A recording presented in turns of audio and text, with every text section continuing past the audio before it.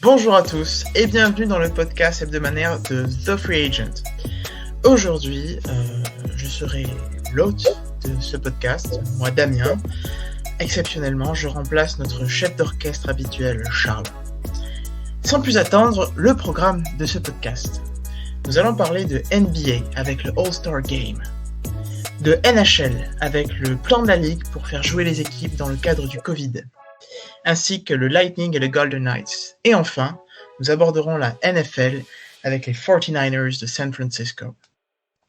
J'accueille pour parler de ces sujets des experts. Tout d'abord pour la NBA, Nicolas. Salut Nicolas. Salut Damien, salut tout le monde. Maxime. Salut Maxime. Bonjour à tous. Pour la NHL, Jordan.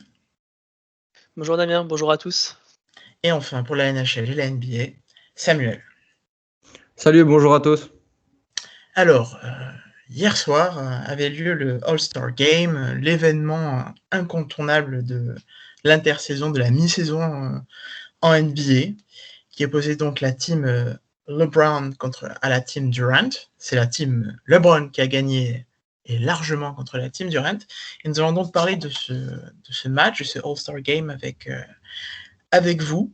Tout d'abord, il faut savoir que le All-Star Game compose plusieurs challenges. Un challenge de tir à 3 points, un skill challenge et un dunk contest en dehors du match en lui-même. Pour commencer, nous allons parler de ces challenges. Et Nico et Maxime, je vous laisse la parole pour savoir de ce que vous en avez pensé et ce que vous en avez retiré. Tu veux commencer, Max, ou pas? Oui, Maxime, vas-y. Pour moi, le skill challenge a été une mascarade, comme à chaque fois. Le concours à 3 points, on a eu un vrai concours à 3 points avec un beau duel entre Mike Conley et Stephen Curry, bien entendu. Merci, c'était plus évident. Et bon, après, ils sont rendus à l'appareil pendant le match. Ils ont refait un autre concours à 3 points. Mais bon, ça, on en reparlera.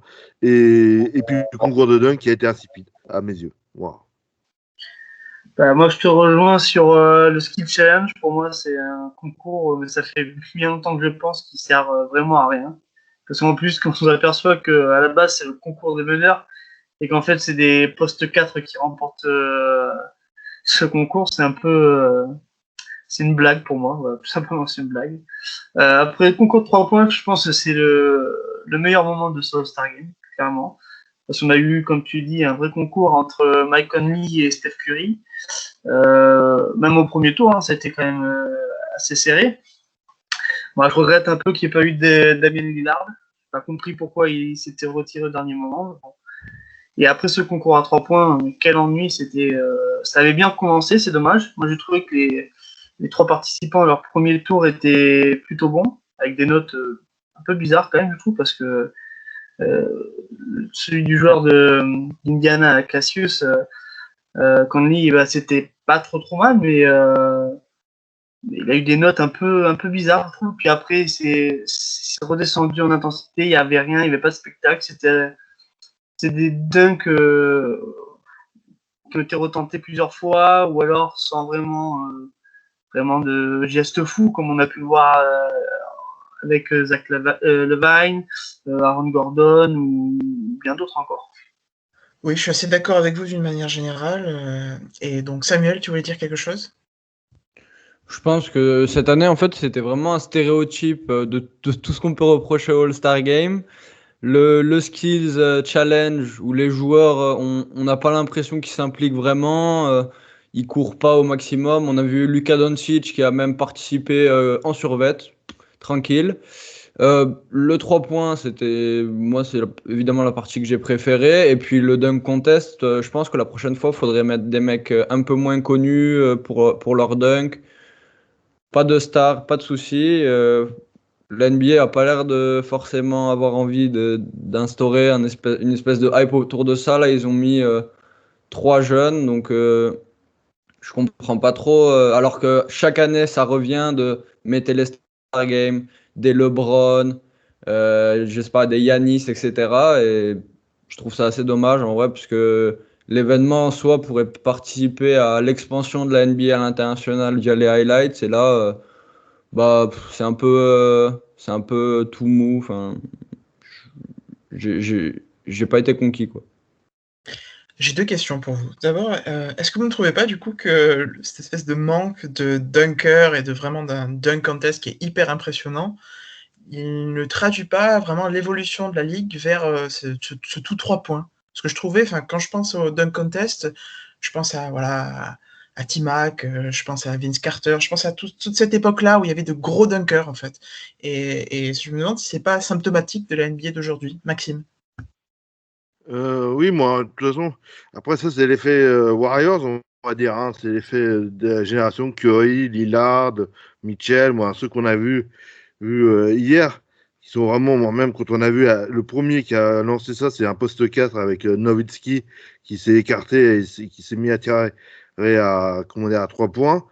Et c'est une évolution, voilà, c'est factuel. Hein, à 3 points, tu marques un point de plus plutôt que d'aller chercher le dunk. Alors, certes, c'est spectaculaire, mais ça donne que 2 points. Nico, écoute. Moi, je partage tout à fait ton avis, Damien. Je pense que ça reflète l'évolution de la NBA. Après, moi, ce qui m'embête un peu, c'est que quand on regarde sur une saison régulière, quand on regarde les top 10, des dunks de fou, on en voit, mais tous les jours, tous les jours. Et là, on sort 3 noms de joueurs qui jouent pas ou peu dans leur franchise, inconnus. Alors, on aurait pu s'attendre à une bonne surprise, hein, comme j'ai dit, avec le premier tour, c'était quand même pas trop mal, il y avait des jolies choses. Mais après, j'ai l'impression que maintenant, venir faire le concours de dunk, c'est devenu un peu comment dire, presque limite une punition, quoi. C'est-à-dire que les joueurs ont même pas envie de le faire. Je sais pas ce qu'ils craignent, je sais pas pourquoi ils veulent pas le faire. Moi, franchement, depuis le concours Zach Levine, Aaron Gordon, ça a été le néant. Il s'est rien passé depuis, quoi. C'est triste, je veux dire. C'est un rendez-vous qui est hyper important. Alors là, peut-être qu'étant donné qu'il n'y avait pas de public, qu'il n'y avait pas l'ambiance qu'il y a dans le Star Game d'habitude, a fait que les joueurs n'ont pas voulu venir non plus. Mais je vois, comme dit Samuel, par exemple, je comprends pas qu'il n'y ait pas des joueurs comme LeBron, voilà, lui qui veut tant ressembler à Michael Jordan, voilà, ne fait même pas le concours de dunk, alors que bon, on c'est capable de nous rentrer des dunks quand même assez spectaculaires. Giannis aussi, enfin, j'arrive pas à comprendre ce manque d'enthousiasme pour un concours. Enfin, je sais pas, c'est un concours quand même historique. Le logo de Jordan, faut pas oublier que ça vient aussi d'un dunk de Jordan au All-Star Game. Enfin, c'est plein de petites anecdotes, plein d'histoires autour de ce concours qui fait que moi je comprends pas que maintenant les joueurs aient pas envie de perpétrer cette tradition-là et de continuer à envoyer des grands joueurs. La Ligue continuerait à envoyer des grands joueurs pour offrir du spectacle aux gens, parce que le Star Game, ça reste un spectacle. Oui, et surtout dans le cadre de la pandémie où on maintient sur le Star Game, malgré tout, si je puis dire, avoir du spectacle, ça aurait pu être la seule justification d'un truc pareil. Samuel, je t'écoute. Oui, juste pour faire une petite parenthèse, il me semble bien que c'était Ja Morant à la fin du Dunk Contest de l'année dernière qui avait dit l'année prochaine, je suis partant pour faire le Dunk Contest, pour qu'il y ait des vrais stars. Il me semble que Zion même avait répondu, etc. Donc, c'est vraiment un truc incompréhensible de si même les joueurs ont envie, pourquoi la NBA laisse pas les stars, comme elle l'a fait avant, participer à ce concours. Et puis à part ça, le match en lui-même, qui est censé être le main event de la soirée, ça avait plus une allure de concours à 3 points que de vrais matchs de basket intensifs, comme on avait pu voir notamment l'année dernière, où ça avait été hyper intéressant, super serré, il y avait vraiment de l'enjeu et où tout le monde était plutôt ravi. Là, je sais pas ce que vous en avez pensé, mais pour le coup, c'était pas génial. Ouais, bah, est-ce que justement, est-ce que vous pensez que la situation particulière de la pandémie, d'une saison pendant la pandémie, n'a pas joué aussi là-dedans, à pousser un petit peu les joueurs peut-être à baisser un peu leur régime pour un match pareil, Nico? Déjà, de toute façon, LeBron, Giannis et tout avaient déjà fait part de leur intention de pas le faire, mais enfin, ils étaient vraiment pas pour le faire. Et on l'a senti clairement hier qu'ils étaient pas là du tout, ils avaient pas la tête au All-Star Game. Cette pandémie, alors je peux les comprendre aussi d'un côté parce que pendant toute la saison, ils ont même eu à un moment donné, quand la pandémie a commencé à se répandre un petit peu dans la ligue et dans les équipes, où la ligue les a empêchés de pouvoir communiquer avec les joueurs adverses en fin de match, s'échanger un maillot, se parler ne serait-ce que 30 secondes. On leur a interdit tout ça et puis là on leur dit du jour au lendemain, bah, écoutez, maintenant on va vous réunir dans une sorte de petite bulle, hein. Finalement c'est un peu ça, pour un All-Star Game, parce qu'il faut absolument qu'on le fasse. Il y a des intérêts financiers énormes derrière, parce qu'on ne faut pas se cacher, c'est pour ça qu'il a été maintenu. Et donc les joueurs, eux, se sont un peu, je pense, sentis manipulés. Moi, c'est mon avis. Et donc ils sont venus vraiment au Star Game parce qu'on leur a dit de venir, quoi. C'est vraiment, ça s'est ressenti dès le départ. Et on voit sur le match, LeBron James, il joue pas une seconde en deuxième mi-temps. Et moi, je trouve ça scandaleux parce que si, dans ce cas-là, il veut pas le faire, il dit je ne le fais pas, je ne viens pas, mais il vient pas prendre sa sélection All-Star Game, jouer ce qu'il a fait en plus en première mi-temps, c'est-à-dire il s'est même fait contrer par le cercle 2 fois, je crois. Enfin, voilà, on voyait très bien que c'était pas le LeBron qu'on voit d'habitude. Et je pense que c'est un manque de respect aussi par rapport aux fans qui ont pris le temps de voter pour lui, de le mettre en tête des votes, de le mettre capitaine de son équipe. Voilà, il a un peu, moi je trouve que c'est un peu une trahison envers les fans de basket et envers ses fans à lui, quoi. Donc je peux comprendre qu'ils aient pas eu envie de venir. Maintenant, s'ils acceptent, s'ils font le geste de venir parce que derrière il y a des intérêts financiers, même pour eux, avec des contrats, des sponsors, peut-être, je sais pas comment ça se passe, c'est peut-être pour ça. Mais dans ce cas, s'ils viennent pour faire le All-Star Game, qu'ils jouent le jeu, quoi, et pas faire des comportements qu'il y a eu hier. Moi, les seuls qui m'ont vraiment régalé pendant ce All-Star Game, c'est Curry et Lillard et un peu de Giannis, quoi. Les autres, ça a été une catastrophe. C'était vraiment un sketch. Maxime? Moi, je te rejoins pratiquement sur tout, Nico, comment dire, sur ce All-Star Game qui est, moi, pour moi, de toute façon, c'était une mascarade depuis le début. J'étais assez d'accord avec LeBron en disant qu'il ne voulait pas le faire parce que la saison est tellement ramassée cette année. Ils ont tellement eu peu de temps de repos que honnêtement, ils auraient pu gagner une semaine. Ils auraient pu, comment dire, là, ils ont perdu entre guillemets une semaine de match. Et mine de rien, il va y avoir de plus en plus de back-to-back. Donc effectivement, je suis d'accord avec toi sur le fait que dans ce cas-là, il ne fallait pas qu'ils viennent.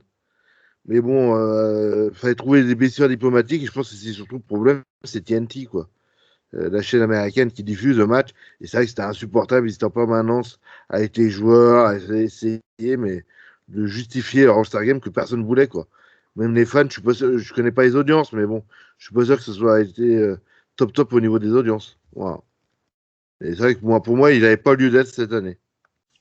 Et ces audiences NBA qui sont en plus pas forcément au meilleur de leur forme, je crois pas qu'un match pareil, ni même les concours, les challenges, tout ça, va améliorer ces pauvres audiences, quoi. Samuel?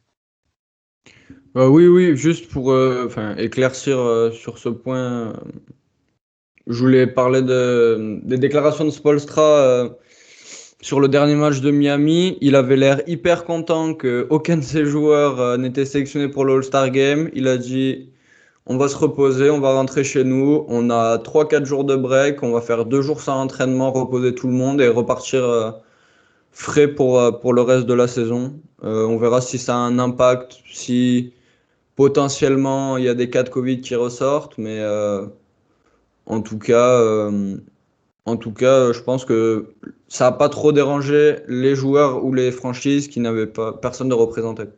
Oui. Nico? Ben, je suis tout à fait d'accord avec ça. C'est un All-Star Game qui n'avait pas lieu d'être. Et dans une saison raccourcie comme ça, où les matchs, là, la dernière ligne droite, ça va être intense, quoi. Parce que Il va falloir batailler pour, quand on voit le classement, aucune équipe n'est assurée de terminer première ou dans les 4 premiers ou de s'assurer un premier tour de play-off à domicile. Donc ça va être voilà, pour des joueurs comme on va revenir encore à LeBron, mais à tous ces stars-là, ce break, voilà, ils auraient pu en profiter pour se ressourcer un petit peu, comme tu l'as dit avec Miami qui va reposer ses joueurs. Là, Philadelphie va perdre pour le coup 2 de ses joueurs aussi pendant un petit moment avec leur cas contact, en parlant de Embiid et Simmons. Enfin, c'est un All-Star Game qui servait à rien, hormis pour les intérêts financiers de la chaîne TNT. Mais bon, voilà, quand Beansport hier a annoncé que pour les pubs, TNT allait ramasser 30 millions de dollars, on comprend un peu mieux pourquoi ils ont voulu maintenir le All-Star Game, parce que on va pas se cacher, les audiences de la saison sont pas forcément très très bonnes. Il n'y a pas de public, il n'y a pas cette ferveur qu'il y a chaque année en NBA. Et donc, du coup, je pense que ouais, ce All-Star Game n'aurait pas dû avoir lieu et aurait dû permettre de faire reposer les joueurs et d'éventuellement, s'il y avait quelques matchs en retard à jouer, essayer d'en caser un ou deux, peut-être sur cette semaine-là, pour essayer de rattraper un petit peu le calendrier. Mais là, forcer un All-Star Game pour faire ça, je pense même quand je vois l'attitude d'Adam Silver hier quand il remet le trophée à Giannis de MVP, voilà, on sentait que il était là parce qu'il fallait être là et on sentait vraiment que même au niveau du commissionnaire, il se passait rien, quoi. Donc là, vraiment, c'était, comme tu dis, Max, une mascarade. Oui, je suis tout à fait d'accord avec vous et malheureusement, on voit bien la différence entre peut-être que tout le monde était d'accord sur le fait qu'il fallait faire et au final ce qui a été fait par rapport à de nombreux intérêts. Je vais, pour presque conclure, je vais vous demander quand même d'être un petit peu positif et savoir s'il y a un moment, une action, un joueur qui vous a marqué, qui vous a fait sourire. Je vais ouvrir le bal. Vraiment, j'ai adoré l'entre-deux entre Mike Conley et Chris Paul. C'est vraiment quelque chose qui m'a fait mourir de rire et j'ai trouvé ça vraiment, vraiment drôle. Ça a un petit peu relevé. J'ai pas regardé le match en direct, je l'ai regardé le lendemain, heureusement pour moi, d'après ce que vous me dites. Mais voilà, c'est un truc qui m'a fait sourire. À vous, Maxime. Pour moi, alors c'est vrai que je suis d'accord avec toi, c'était un moment qui était super sympa. Et puis c'est pareil quand Chris Paul, quand ils font un alley-oop de Curry pour Chris Paul pour l'envoyer au dunk, ça devait faire bien 10 ans qu'il n'avait pas dû claquer un dunk, le monsieur Paul.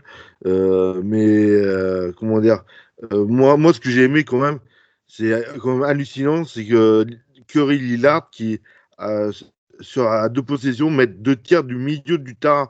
Et encore Lillard, il est même excentré au milieu du terrain, il est sur la ligne excentré. Après, on n'aime pas, mais c'est juste, à l'époque, c'était le tir au million de dollars, et eux, ils font ça comme si c'était leur routine, quoi. Et pour moi, voilà, ça, j'ai trouvé ça, ça m'a réveillé un peu, ça m'a réveillé dans ma nuit un peu, ça m'a éclairé ma nuit, voilà. Oui, alors c'était le premier dunk en 2 ans de Stephen Curry, d'après ESPN Analytics. On n'a pas de données pour Chris Paul. Et c'est aussi le premier alley-oop de leur carrière respective à Stephen Curry et Chris Paul dans ce match. Voilà. Samuel. Alors moi, ce que j'ai bien aimé, ce qui m'a fait sourire, peut-être la seule chose, mais vraiment, c'est la complicité entre Anthony Simons et Damian Lillard pendant le concours de dunk. On voyait que Lillard, il était vraiment content pour lui. Il poussait pour qu'il y arrive. Dès qu'il rentrait un dunk, il essayait d'haranguer la foule. Et ça m'a fait plaisir de voir 2 joueurs que j'aime bien avoir une telle complicité et passer un bon moment malgré tout le reste, quoi. C'était cool. Nico. Alors moi, le moment qui m'a bien fait sourire, c'est les 2 paniers à 3 points de Giannis avec la planche. Alors, c'est des tirs, quand on voit la mécanique de tir, c'est pas très joli, mais ça rentre avec la planche. Alors là, on se disait qu'il a loupé aucun tir, il a fait un 100%. 35 points, 100% au tir, c'est juste phénoménal. Après, moi, j'aurais quand même voulu offrir le titre de MVP à Curry ou à Lillard parce que c'est eux qui ont un petit peu fait le spectacle, quoi, avec leur tir à 3 points venu d'ailleurs, où Curry, à un moment donné, il perd presque la balle, il se retourne au niveau du logo, il envoie le ballon, ça fait ficelle. On se dit que c'est vraiment, ils sont dans une autre planète, quoi. C'est des joueurs qui sont dans une autre planète. Et donc voilà, moi, ça m'a bien fait sourire ces 2 tirs de Giannis avec la planche et ce petit concours de 3 points du milieu de terrain avec Damien Lillard. Après, pour être, je vais pas dire méchant, mais le truc qui m'a fait sourire, c'est quand même les 2 contres du cercle sur LeBron James. Je crois qu'on n'en verra jamais d'autres jusqu'à la fin de carrière du King. Donc c'était un petit moment un petit peu marrant, peut-être pas pour lui, mais moi ça m'a un peu fait marrer. Mais après, voilà, sinon, c'est les seules choses que moi je retiendrai vraiment du match en lui-même. Après, le point qui a fait un peu éliminer la soirée, c'est le concours à 3 points. Et surtout la finale avec Mike Conley et Steph Curry, où Steph Curry il gagne vraiment avec le dernier tir sur le Moneyball, voilà, au buzzer. Et c'est quand même un concours qui a relevé un petit peu le niveau. On se dit, bon, on n'a pas tout perdu en se levant cette nuit pour regarder le Star Game. Oui, c'était magnifique et mine de rien, ils sont en train de rendre un tir, comme a dit Maxime, qui était exceptionnel, complètement banal et complètement facile. Et c'est assez incroyable. Samuel? Merde. Non, on coupera, mais j'ai oublié de l'enlever, ma main. Voilà. Ok, t'inquiète. 1, 2. Et pour finir, il y avait 3 joueurs des Jazz pour ce All-Star Game avec Rudy Gobert, notre Rudy Gobert national, Donovan Mitchell et Mike Conley. Est-ce que, dans la mesure où on sait que c'est un petit peu une équipe aussi qui a du mal à continuer, à confirmer quand ça devient la saison commence à se dérouler et en post-season, est-ce que vous ne pensez pas que ça va être un problème au vu de tout ce qu'on a dit jusque-là? Maxime? Moi, je trouve que c'est une équipe que je tiens un peu, le Jazz, et je pense que c'est vraiment leur force, c'est vraiment c'est le collectif. Donc là, au contraire, je pense que ça leur donne la visibilité.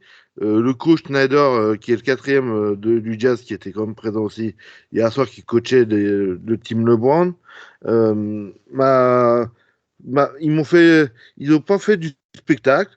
On a vu Rudy qui posait des écrans alors que c'était quand même sa 2e sélection à se demander, oui, c'est pas un match où tu poses des écrans, mais bon, voilà, ils lui ont envoyé quelques alley-oops. Mais c'est vrai c'est pas des joueurs qui sont vraiment très spectaculaires. C'est une équipe qui est méthodique, et même Donovan Mitchell, même McConnell, ils ont pris des tirs à 3 points, mais comme si c'était un match entre guillemets normal, c'est pas des showman, et c'est ce qui manque de visibilité et au niveau des audiences par rapport à Utah. Mais je pense que comment dire, ces 4 autres stars, finalement, le coach plus les 3 joueurs, ça a vraiment apporté une nouvelle dimension à Utah, déconforté dans leur tête en disant on est des bons, et je pense que ça peut vraiment changer. Voilà. Oui. Samuel? Oui, bah, pour rebondir sur ce qu'a dit Maxime, je voulais quand même rappeler ce qu'a dit LeBron James par rapport à Utah, comme quoi c'était pas une franchise sexy, que personne jouait sur un jeu avec personne jouait aux jeux vidéo avec Utah. Et en fait, ils ont montré exactement pourquoi. C'est comme l'a dit Maxime, c'est pas des showman, mais le mindset, il est là, ils sont prêts. Dès qu'ils rentrent sur le parquet, ils savent quoi faire. Ils le font très bien et pour l'instant, ben, ça marche quand même relativement bien, peu importe ce que dit LeBron. Et on leur souhaite une bonne suite de saison, quoi. Oui, j'aime beaucoup LeBron James, mais là, je suis désolé pour lui. C'est toujours une équipe que j'ai choisie depuis très longtemps. Donc, pour le coup, quand il a dit ça, je me suis dit, ouais, non, je suis pas du tout d'accord avec toi. Mais bon, c'est pas grave. Nico? Ben, moi, je suis d'accord avec ce qui a été dit par Max et de Sam. Et moi, je suis super content que Rudy ait pu faire sur le Star Game, même si moi, je n'étais pas pour la tenue du All-Star Game, mais qu'il ait sa 2e sélection de All-Star, c'est amplement mérité. C'est un joueur, il en a pris plein la figure, ça fait 1 an, il en prend plein la figure, il a encore repris plein la figure quand il a signé sa prolongation. Et là, en fait, pour moi, il fait fermer quelques bouches, il montre qu'il est là. Alors, c'est pas le joueur le plus joli, le plus spectaculaire à voir, c'est un joueur super efficace. Maintenant, moi, je suis un peu déçu quand même de ce qu'il a fait au Star Game, parce que c'est un joueur qui est réputé pour sa défense. Alors, on sait qu'au Star Game, la défense, c'est pas. Les puristes de la défense ne vont pas regarder le Star Game, ça c'est sûr. Mais j'aurais aimé qu'ils mettent 2-3 petits contres bien sympas pour montrer.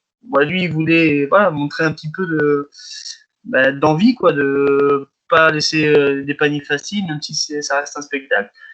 Moi, je trouve que c'est ce qui manque. Et quand il a été sélectionné, je m'étais dit, peut-être qu'il y a un certain qui va vouloir faire le show, mais lui, il va vouloir faire le show en mettant des gros contres, en s'imposant en défense et montrer que ça reste un match de basket.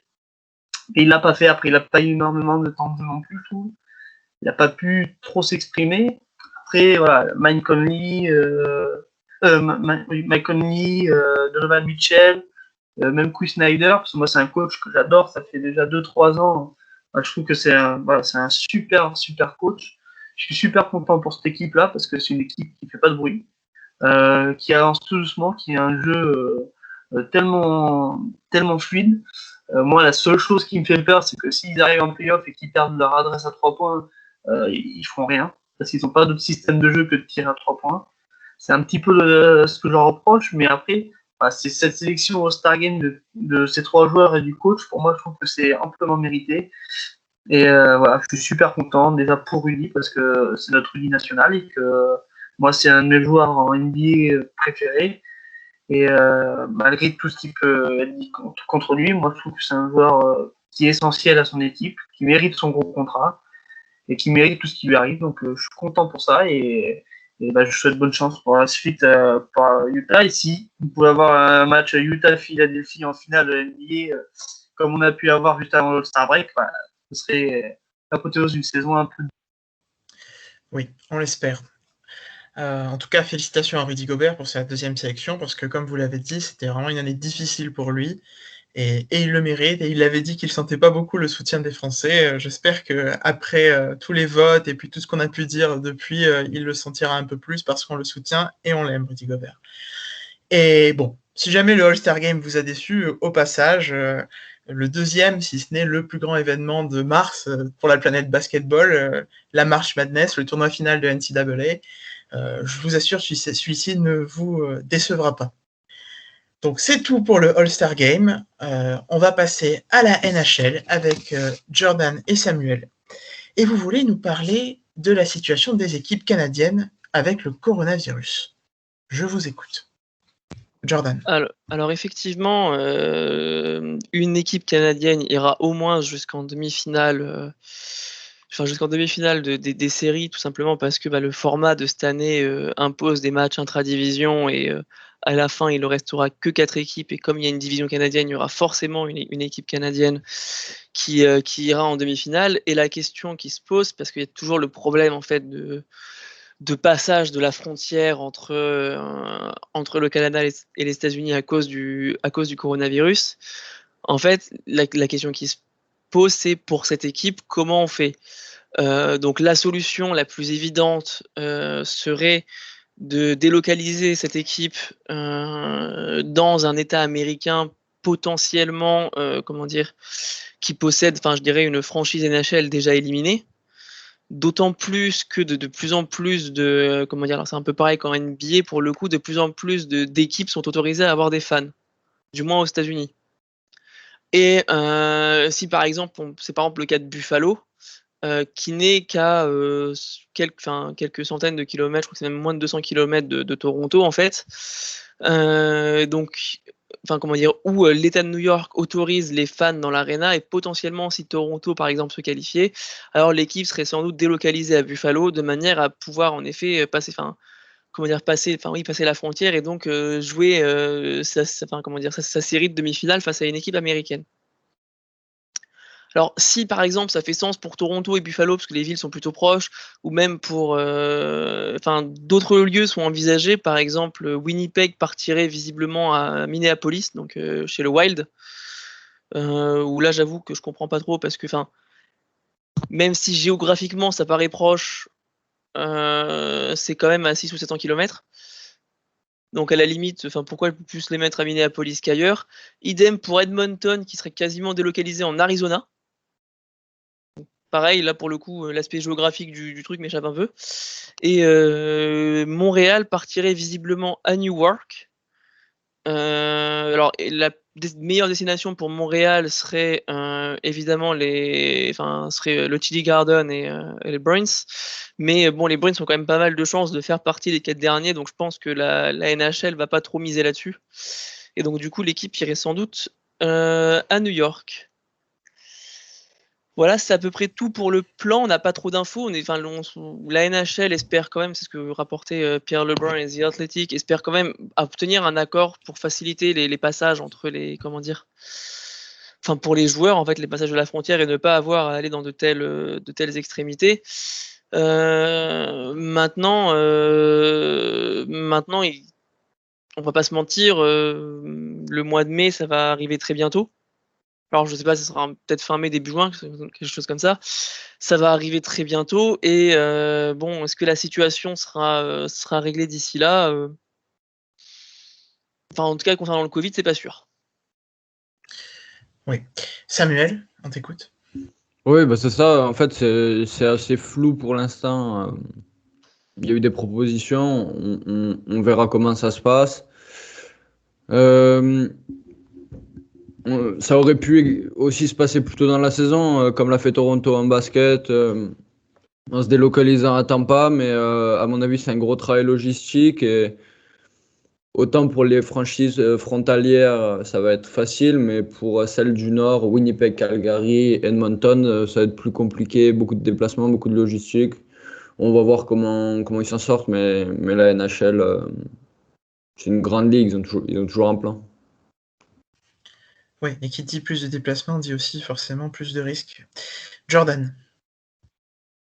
C'est surtout plus de coûts, en fait. La problématique, je pense que pour l'équipe, elle est là. S'ils l'ont pas fait, à mon avis, en début de saison, c'est parce qu'il y avait quand même 7 équipes à déménager, et que autant ce que tu peux faire en baseball ou en basket pour une équipe sur, le faire 7 fois, d'autant plus que mine de rien, la NHL n'est pas forcément la ligue la plus populaire, donc toutes les villes n'ont pas forcément des infrastructures très incroyables. Donc c'est sûr que c'était compliqué. Là, sur une équipe, je pense que de toute façon, quoi qu'il arrive, ils vont s'en sortir, hein. Mais même ne serait-ce que pour les fans, je crois que ça fait depuis 93 qu'une équipe canadienne a pas remporté la coupe. Si jamais, pour le coup, parce que en ayant une équipe en demi-finale, il y a des chances une possibilité que ça arrive. Si jamais ça arrive et que et qu'en fait les joueurs gagnent, je dirais hors des fans, ça serait un truc, pour le coup, serait presque un peu triste, quoi. Et donc, après tous ces problèmes de déplacement dans le cadre du Covid, vous vouliez nous parler de ces 2 équipes qui dominent la ligue, le Lightning et les Golden Knights. On vous écoute. Alors le Lightning a réussi une performance plutôt incroyable hier. Ils étaient, ils étaient menés 3-0 par les Blackhawks, qui étaient en train un peu de réussir, je dirais, l'exploit de la soirée, en assommant complètement cette équipe de Tampa, et il s'est passé en moins d'un tiers temps, le Lightning est revenu et a fini le deuxième tiers avec un but d'avance. Puis après ils ont exécuté presque cette équipe de Chicago dans le troisième tiers temps. Et aujourd'hui, c'est vrai que le Lightning, c'est impressionnant, c'est la meilleure attaque et la meilleure défense de la ligue. Tous leurs joueurs marquent, tous les trios fonctionnent, et ils arrivent en plus, je dirais, à faire ça tout en ayant leur meilleur passeur, qui est aussi leur meilleur buteur, et donc in fine leur meilleur pointeur de la saison dernière, qui ne joue pas, qui était Kucherov. Et donc cette équipe, elle est assez jeune, ils ont très peu de joueurs au-dessus de 30 ans. ils ont globalement réussi à bien négocier pour garder tout le monde et je dirais un petit peu les joueurs clés. Dans leur division, dans la division centrale, je vois pas. Enfin, peut-être que Carolina pourrait résister, mais à part Carolina, et encore, c'est même pas sûr, je vois pas vraiment quelle équipe va pouvoir les empêcher d'atteindre l'équivalent des finales de conférence. Et en fait, même j'ai presque envie de me poser la question de si jamais ils arrivent à gagner la Coupe Stanley pour lesquels ils sont archi candidats à leur propre succession, en fait. Est-ce qu'on n'est pas en train de presque d'assister, je dirais, à l'avènement d'une nouvelle dynastie en hockey sur glace parce que cette équipe du Lightning, elle est juste, elle est impressionnante. Moi, je m'attendais un peu à ce que cette saison-là soit plus compliquée, parce qu'il manquait Kucherov, parce que voilà, dans la bulle, ils avaient aussi été très bons, mais on se demande, il y avait aussi un peu, je dirais, l'effet bulle, tout ça, et on avait vu que c'était pas forcément les équipes qu'on attendait qui s'en étaient bien sorties. Mais là, en tout cas, ils ont, je dirais, balayé mes doutes et ils vont finir premiers de leur division, c'est une évidence. Et en plus de ça, je vois pas aujourd'hui quelle équipe est plus favorite qu'elle au titre. Toi, je sais pas ce que t'en penses, Sam. Bah, à mon avis, ouais, c'est clairement les deux favoris. Il y a un truc qui est assez impressionnant, en fait, c'est la régularité de ces deux équipes par rapport au reste de la ligue qui gagne un match, perd celui d'après en double confrontation. Tampa, ils arrivent à garder le rythme. On voit que même quand ils perdent 3-0, comme ce week-end contre Chicago, ils paniquent pas et ils remontent 6-3. Et c'est un peu pareil pour Vegas. À mon avis, ce qui jouera, vu comment les conférences sont serrées, c'est la fatigue physique des joueurs. Et là, on a deux équipes qui sont hyper complètes, aussi bien offensivement que défensivement. Elles peuvent se permettre de faire reposer leurs joueurs. Elles se reposent sur des gardiens incroyables. Vasilevski, c'est un des seuls gardiens à prendre moins de 2 buts dans la ligue. Il nous a fait un mois de février absolument stratosphérique. Et je vois pas bien qui va pouvoir aller les chercher cette saison. Après, en playoff, les playoffs, c'est différent, hein. Le style de jeu est différent, ça fera beaucoup plus d'intensité. Mais même, il y a peu d'équipes qui mettent autant d'intensité que Tampa et Vegas dans la ligue cette saison. On a de Washington, mais c'est par intermittence. Et on en revient à cette question de régularité. Je les vois clairement favoris, en fait. Comme j'imagine à peu près tout le monde cette saison. Colorado, qui était aussi dans les 3 favoris, confirme pas du tout. Ils ont un début de saison assez compliqué, surtout du côté des blessures. Donc c'est bien parti pour un nouveau sacre de Tampa ou le premier sacre de l'histoire de Vegas. Moi, en fait, c'est ce qui me rend, je dirais, un peu. En tout cas, je pense que pour la plus grande crainte, en fait, c'est que le format, finalement, avec que des matchs intra-division, en fait, fasse que finalement, ces équipes, si elles doivent s'affronter, en fait, ne s'affrontent pas en finale de Coupe Stanley, mais en finale de conférence, et que, en gros, presque le match, en fait, qui sera le plus intéressant des séries sera en fait pas vraiment la finale parce que ce sera vraiment en fait l'affrontement entre ces deux équipes si jamais il intervient avant si déjà il intervient et si jamais il intervient avant la finale, mais même si j'aime beaucoup Vegas et que je reconnais à cette équipe qu'elle a, Marc-André Fleury, on parlait des gardiens justement, pour le coup Vasilevski a fait un très bon mois de février, mais Marc-André Fleury lui a rappelé que il n'était pas tout seul dans la ligue. Mais ouais, défensivement, donc c'est les 2 meilleures défenses, c'est celles qui encaissent le moins de buts par match, elles font partie des meilleures attaques. Statistiquement, ces équipes sont rodées. J'aime aussi beaucoup les entraîneurs. Beaucoup les entraîneurs des 2 équipes. Je trouve qu'ils ont une manière d'amener, de construire leurs équipes. John Cooper n'a connu en tout cas en NHL que le Lightning, mais ce qu'il fait avec le Lightning depuis qu'il les a récupérés, c'est incroyable. Pete DeBoer, l'entraîneur de Vegas, a lui quasiment emmené toutes ses équipes au moins une fois en finale de coupe cette année. Alors le pauvre, il les a jamais gagnés, mais bon, il arrive toujours à faire des beaux parcours en série avec ses équipes. Et moi en tout cas, j'avoue que quand on regarde du hockey sur glace, même si on n'est pas fan de Vegas ou même si on n'est pas fan de Tampa, je sais que hier, notamment quand je les ai revus en deuxième tiers-temps, Tampa, j'étais là genre ouais mais quelle équipe quoi. C'était incroyable. Ouais, il y a aussi un truc qui est assez marquant quand même. Quand on regarde les deux rosters, c'est la continuité, quoi. J'ai pas en tête quel gros star de Vegas est parti depuis le trade de Pacioretty, en fait. Il tourne autour du même cercle de joueurs. C'est pareil pour le Lightning depuis le trade de Drouin. Il me semble que je Ils ont vois pas récupéré de. Sergachev et voilà. Et Ouais, après depuis voilà. l'équipe est toujours la même. Depuis le trade de Drouin contre Sergachev, l'équipe est toujours la même. Ils sont allés déjà chercher la Coupe Stanley l'année dernière. L'effectif marche bien et ils misent sur la continuité. Et c'est génial de voir des équipes comme ça jouer. Il me manque juste les one-timers de Kucherov quand même, qui sont quand même spectaculaires et qui nous manquent un peu.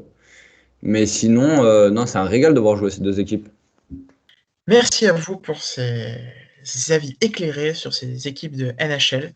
Et puisqu'on était en train de parler de Tampa Bay, nous allons filer droit vers la NFL et donc l'autre équipe de Tampa Bay, même si on ne peut pas parler d'elle aujourd'hui, qui a remporté aussi un titre. Pour la NFL, nous allons nous concentrer sur les 49ers de San Francisco. Les 49ers se trouvent dans une position délicate. Ils ont terminé la saison dernière en 1000 morceaux, avec un effectif brisé défensivement, morcelé offensivement, avec des espoirs au niveau de leurs receveurs, je pense à Brandon Ayuk ou à Deebo Samuel, mais sans un véritable métronome, sans un véritable chef d'orchestre. Et puisqu'on est en plein dans cette intersaison et qu'on voit des mouvements de quarterback de tous les côtés, des rumeurs qui fusent, des Deshaun Watson, des Russell Wilson, de tous les côtés, nous allons nous poser la question de quel va être le quarterback des 49ers de San Francisco. Jordan, je t'écoute. Alors, c'est une très bonne question. Je pense qu'effectivement, l'équipe aujourd'hui a un tournant sur ce qu'elle veut faire. Est-ce qu'elle veut continuer avec Jimmy Garoppolo, qui est clairement pas qui est un bon quarterback, mais qui n'est pas, en tout cas, je dirais, dans la catégorie des quarterbacks élites. Ils ont le 12e choix de la draft, donc pour aller récupérer, en tout cas avec leur choix initial, j'entends, un quarterback à la draft, ça va être, en tout cas, ils n'auront pas non plus un des top prospects. Et donc à la free agency, on va voir effectivement ce qui est disponible. Maintenant, je vois quand même, par exemple, mal, je dirais, les Seahawks aller trader par exemple Russell Wilson, un adversaire de div. Donc je sais pas trop ce qu'ils vont pouvoir récupérer à la free agency en termes de quarterback. Peut-être éventuellement, je sais pas, aller voir pour échanger, récupérer un Sam Darnold en échange ou quelque chose comme ça. Mais est-ce que tu veux vraiment de ce type de quarterback? C'est compliqué. Ou alors est-ce qu'ils vont essayer d'aller trade up, notamment avec les Falcons, qui pourrait être une équipe qui a le 4e choix, donc qui pourrait être intéressée par éventuellement trade down et qui du coup permettrait à San Francisco de bien mieux se positionner sur les quarterbacks prospects. Pour moi, je pense que la question est ouverte. Après, en même temps, l'autre question que je me pose, c'est Kyle Shanahan est toujours un head coach qui a réussi, en tout cas, quand il a réussi avec San Francisco, c'était via la course. Quand il a réussi comme offensive coordinator avec les Falcons, c'était aussi via la course et principalement. Donc, il a fait passer Devonta Freeman et Tevin Coleman pour, je dirais, Saquon Barkley, ce qui est quand même plutôt tout à son honneur. Mais donc en fait, est-ce que vraiment San Francisco, avec ce head coach-là, a réellement besoin d'un quarterback qui soit un quarterback élite et qui soit bien meilleur que Garoppolo? Parce que on va pas se mentir, ce qui a pour moi vraiment plombé la saison de des Niners l'année dernière, c'est qu'ils ont commencé la saison et qu'ils avaient la moitié de leurs joueurs à l'infirmerie. Je sais pas ce que t'en penses, toi, Damien. Oui, Comment oui, tu vois là? je suis d'accord avec toi. Ça a été un problème terrible la saison dernière. Ils tombaient les uns après les autres. Et surtout, je pense l'absence de Nick Bosa a été vraiment capitale parce que c'est le joueur en défense qui les a fait entrer dans une autre dimension. Au niveau de la draft, bon, c'est vrai qu'il y aura certainement pas des top prospects malgré certaines mock drafts qu'on peut voir sur certains sites où on voit Justin Fields descendre dans les méandres de la draft, mais non, il n'y aura pas des top prospects à ce niveau-là. Maintenant, il va y avoir encore des très bons quarterbacks. Il y a des très grandes chances qu'un joueur comme Mac Jones, par exemple, se retrouve là-dedans.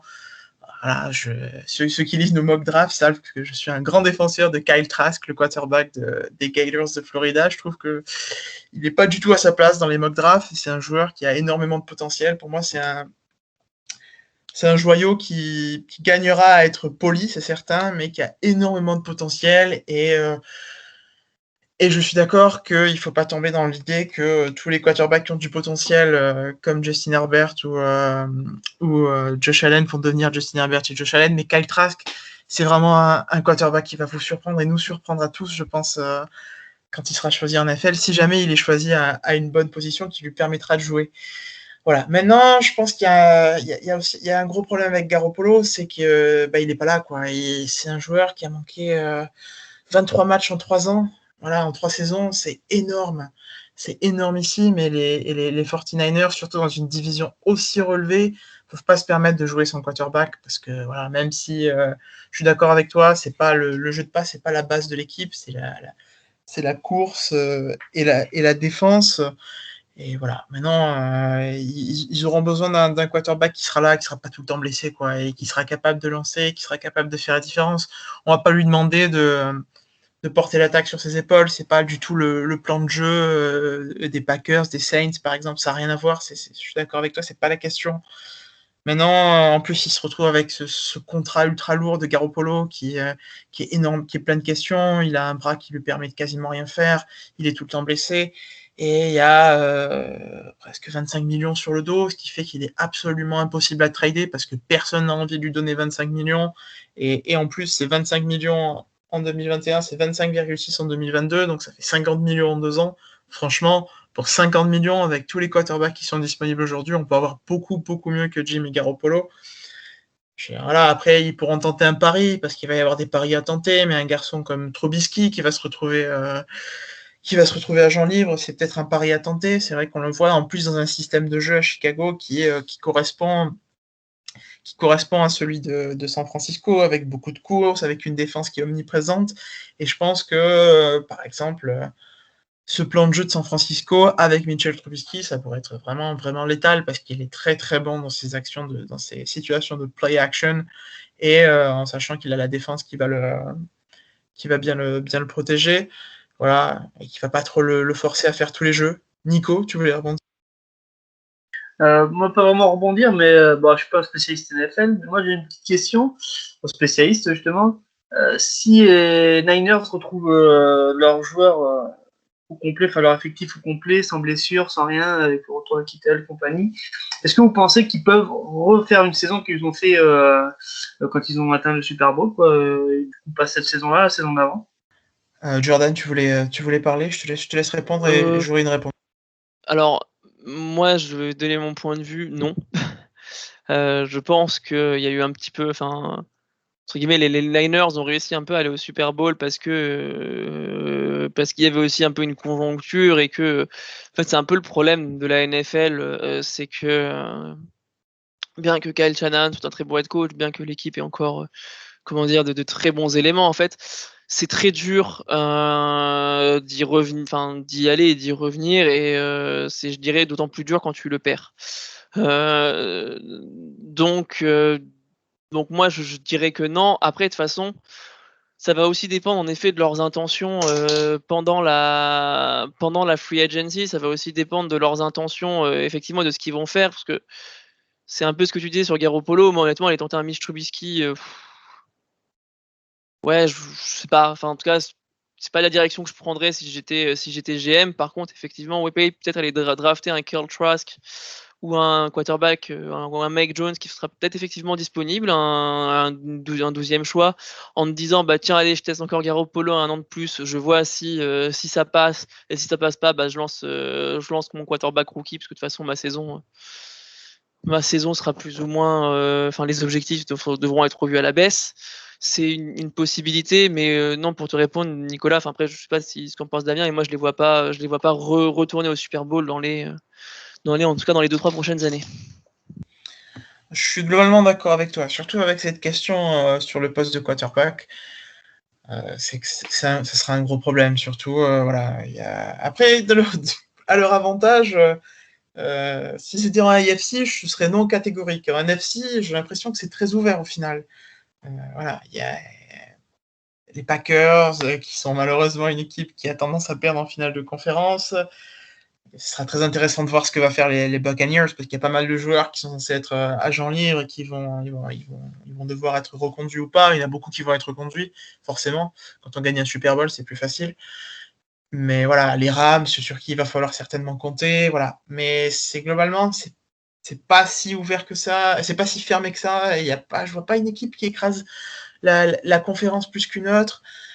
Et à ce niveau-là, avec un bon quarterback, ils ont quelque chose à jouer, parce que si cette défense elle revient au niveau qu'elle a, en fait, c'est juste quand les joueurs sont sur le terrain, quoi, quand ils sont pas à l'infirmerie, elle peut faire vraiment très mal, hein, pour le coup. Hein.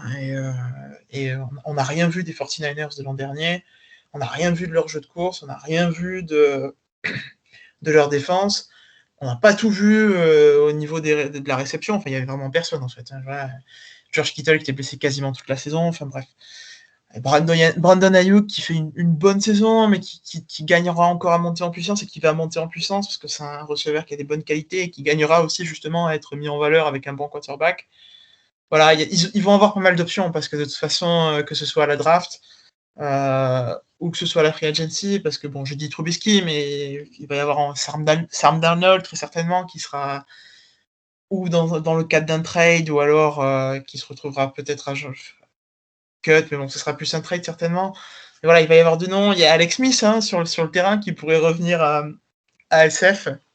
Ça serait magnifique pour lui, qui s'était fait drafter en numéro 1 en 2005 de l'université d'Utah. Voilà, ce serait qui stabiliserait un petit peu cette attaque, qui va pas non plus aller chercher. Au final, c'est un peu voilà, prendre Alex Smith, cut Garoppolo, parce que bon, de toute façon, on sent que c'est un peu qu'il arrivait un peu au bout de son chemin à San Francisco, et qu'en plus il y a un intérêt assez fort, hein, de ce qu'on voit récemment des Patriots, et ça se défend totalement. Je pense que c'est un autre sujet, mais je pense que ils en ont vraiment besoin. Ils ont vraiment besoin de Garoppolo, les Patriots, parce qu'au final, ils sont dans une situation assez similaire au poste de quarterback. Ils se cherchent un petit peu. Ils ont besoin de quelqu'un pour faire l'intérim. Drafter un bon joueur, parce que ce soit Mac Jones, Kyle Trask, ou voilà, on verra qui sera disponible à ce niveau-là. Ça sera drafter un excellent joueur. Et en plus, avoir un quarterback d'expérience pour ne pas trop lui mettre la pression et lui permettre de commencer quand il sera prêt. Je pense que ce sera une très bonne chose. Nico? Ouais, moi, c'est aussi par rapport au fait du départ de Robert Saleh. Je sais pas si je le prononce bien.